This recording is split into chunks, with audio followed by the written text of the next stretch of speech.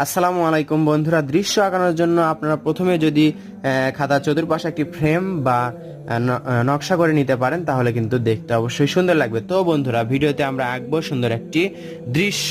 এমন একটি দৃশ্য আঁকবো সুন্দর হবে এবং অল্প সময়ের মধ্যে আঁকানো হবে এবং বাচ্চাদের জন্য আঁকতে সুবিধা হবে, এমনকি আপনি নিজে শিখতে পারবেন এবং অন্যদেরকেও শেখাতে পারবেন। কি করব আমরা, দেখুন এটি আঁকতে সহজেই প্রথমে একটি দাগ দিব।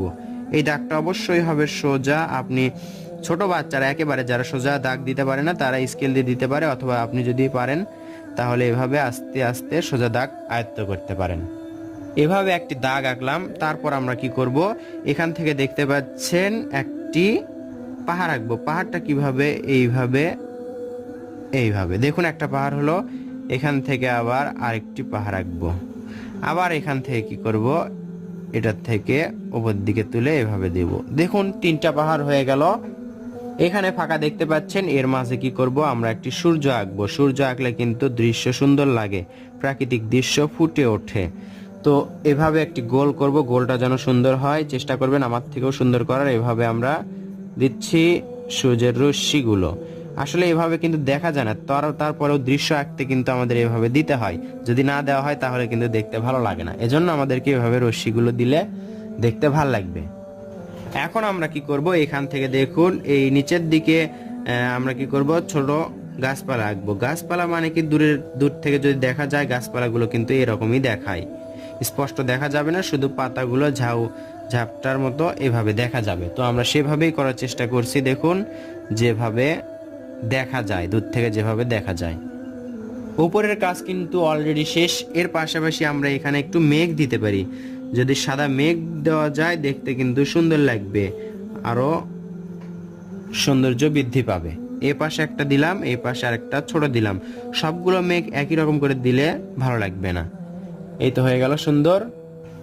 এরপর এখানে দেখতে পাচ্ছেন একটু ফাঁকা, এখান থেকে আমরা কি করব, একটু ঢেউ ঢেউ করে নিচের দিকে নিয়ে আসব। ইচ্ছা মতো নিয়ে আসলাম, কিন্তু এটা কিন্তু নির্দিষ্ট করে ঢেউ না।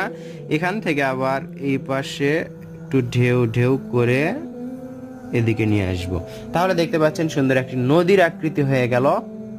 এই ঢেউটা আপনারা ইচ্ছা মতো দিতে পারবেন, তবে নিচের দিকে যত আসবেন তত কিন্তু চওড়া হবে, তাহলে কিন্তু ভালো লাগবে। উপর দিকে যত যাবে নদীটা দেখুন শুরু হয়ে যাচ্ছে এরকম। এই বৈশিষ্ট্যটা ঠিক রাখবেন। এখন আমরা নদীর পাড়গুলো দেখুন এভাবে করব, ডাবল করে দিব, তাহলে কিন্তু দেখতে সুন্দর লাগবে। পাড়গুলো উঁচু উঁচু লাগবে, পানিগুলো একটু নিচুতে লাগবে। যদি এরকম না করি তাহলে কিন্তু ভালো লাগবে না। মনে রাখতে হবে এরকম ডাবল করতে হবে। আমি কোন দাগটা করছি এবং কোন দাগটা ছাড়ছি সেটা কিন্তু খেয়াল রাখবেন। এইভাবে নিচের অংশের দাগটা যেটা আছে সেটা ডাবল করতে হবে। দেখুন পাহাড়টা কিন্তু এখন দেখতে সুন্দর লাগছে। এটা হলো পাহাড় সহ নদীর দৃশ্য, অথবা নদী সহ একটি পাহাড়ের দৃশ্য, নদী সহ পাহাড়ের দৃশ্য। এর দুই পাশে আপনি ঘর দিতে পারেন অথবা দুই একটি গাছপালা দিতে পারবেন, তাহলে দেখতে কিন্তু আরো সুন্দর লাগবে। এখানে দেখুন আমি ঘর আঁকবো, দুইটা চালাযুক্ত একটি ঘর আঁকবো এখানে। এই পাশে ঘরটা কিন্তু একটু ছোট করছি, বেশি বড় করছি না, একটু দ্রুত করার চেষ্টা করছি। এই পাশে তিনটা দাগ দেখুন। এই পাশে আমি সচরাচর যেভাবে ঘর আঁকি সেভাবে আঁকলাম, কারণ কঠিন করা যাবে না, দৃশ্যটি সহজ করে আঁকতে হবে, ছোট বাচ্চারা যেন সহজেই শিখতে পারে। এভাবে একটি ঘর আঁকলাম, ঘরের পাশে একটি গাছ আঁকবো। গাছটা কিভাবে, এইভাবে দেখুন যেভাবে আঁকি, যেভাবে আঁকতে আপনার সুবিধা হয় সেভাবেই গাছ আঁকতে পারবেন। কঠিন করতে গিয়ে কিন্তু দৃশ্যটি কঠিন করে ফেলবেন না, কারণ এই দৃশ্যগুলো ছোট বাচ্চাদের জন্য। আপনি নিজেও আঁকতে পারবেন, নিজে এঁকে বাচ্চাদেরকেও শেখাতে পারবেন, তারা সহজেই শিখতে পারবে। একটি ঘর এবং গাছ আঁকলাম। আপনি চাইলে এই অবস্থাতেই রাখতে পারেন, এখানে রং করতে পারেন, অথবা যদি চান আরেকটু সুন্দর করতে, আরেকটু ভালো করতে, তাহলে এখানে আরেকটি ঘর দিতে পারেন। এই ঘরটি ওই ঘরের তুলনায় কিছুটা ছোট হবে, কারণ এই ঘরটা ওই ঘর থেকে একটু দূরে অবস্থান করছে। ছোট যদি করা যায় তাহলে সুবিধা হবে, দেখতে সুন্দর লাগবে। এই তো এই ঘরের তুলনায় এই ঘর একটু ছোট। যত দূরে যাবে ঘরগুলো তত ছোট হবে, যত কাছে আসবে ঘরগুলো তত বড় হবে। এই পাশে একটি জানালা দিলাম, এই পাশে একটি দরজা দিলাম। এর পাশেও যদি, এর পাশে আরেকটি আমরা গাছ আঁকবো। গাছটা ঠিক ওই গাছটা যেভাবে আঁকছি সেইভাবেই আঁকবো, কেননা আমরা দৃশ্যটি কঠিন করব না, সহজে আঁকার চেষ্টা করব।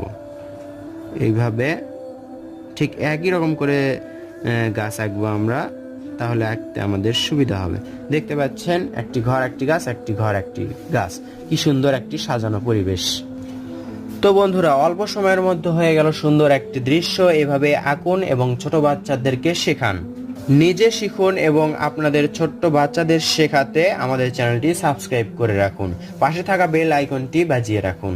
দেখা হবে ইনশাআল্লাহ নতুন ভিডিওতে। আসসালামু আলাইকুম।